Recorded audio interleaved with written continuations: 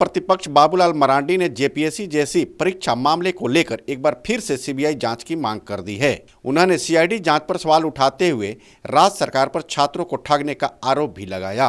बाबूलाल मरांडी ने आरोप लगाया कि जेपीएससी और जेसीसी में नौकरियों की खरीद बिक्री हुई है। उन्होंने कहा कि परीक्षा रद्द करना समाधान नहीं है और प्रभावित अभ्यर्थी अदालत का रुख कर सकते हैं। बाबूलाल मरांडी ने आरोप लगाया कि सरकार सीबीआई जांच से बचकर कथित भ्रष्ट अधिकारियों और बिचौलियों को बचाना चाहती है। उन्होंने कहा कि पूरे मामले में न्याय के लिए सीबीआई जांच जरूरी है। रांची से अविनाश सिंह। फिर रद्द करेंगे। जिन लोगों ने जो जॉब लिया हुआ है वो कोर्ट नहीं जाएंगे क्या? कोर्ट जाएंगे। और कोर्ट में तथ्यों को, सच को कौन प्रस्तुत करता है? लड़के तो कर नहीं सकता है। नेपाल में बच्चों को क्वेश्चन रटवाया गया, बंगाल के नेमतपुर में बच्चों से क्वेश्चन रटवाया गया, झारखंड के अलग अलग होटलों में क्वेश्चन रटवाया गया। बच्चे वो कहाँ से प्रूव करेंगे? बच्चे वो कहाँ से जांच करेंगे? तो ये तो जांच करके कोर्ट को, अदालत को सरकार ही देगी ना, सरकार की एजेंसी ही देगी ना। और सरकार की एजेंसी तो सरकार को ही बचाने में लगी हुई है। जो गड़बड़ किया उन लोगों को ही बचाने में लगी हुई है सीआईडी। तब तो फिर कोर्ट में कोई केस चल ही नहीं पाएगा। तो हेमंत सोरेन तो बच्चों को कह देंगे कि भैया हम क्या करें, हमने तो रद्द कर दिया था, हाई कोर्ट ने फिर बहाल कर दिया।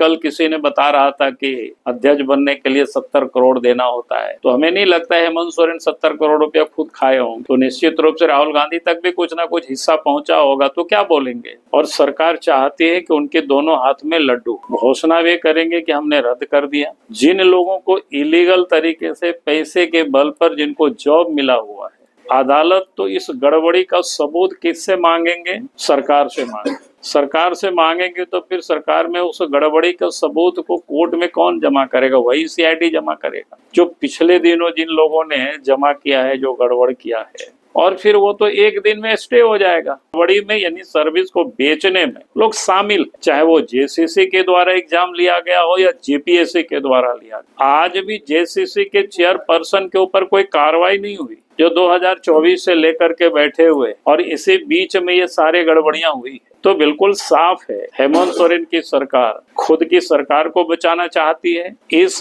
जॉब के लेन देन में जो पैसे की हुई है, खरीद बिक्री जो हुआ है, उन दलालों को भी बचाना चाहते हैं, भ्रष्ट अफसरों को भी बचाना चाहते हैं। और जब बच्चे चिल्ला चिल्ला करके कह रहे हैं कि पूरे मामले की आप जांच जेसीसी का हो या जेपीएससी का हो, आप सीबीआई से कराइए, मुझे लगता है कि उससे कम में बच्चों को कोई न्याय नहीं मिलेगा। और प्रशांत जयवर्धन के साथ ब्यूरो रिपोर्ट कोयलांचल लाइव।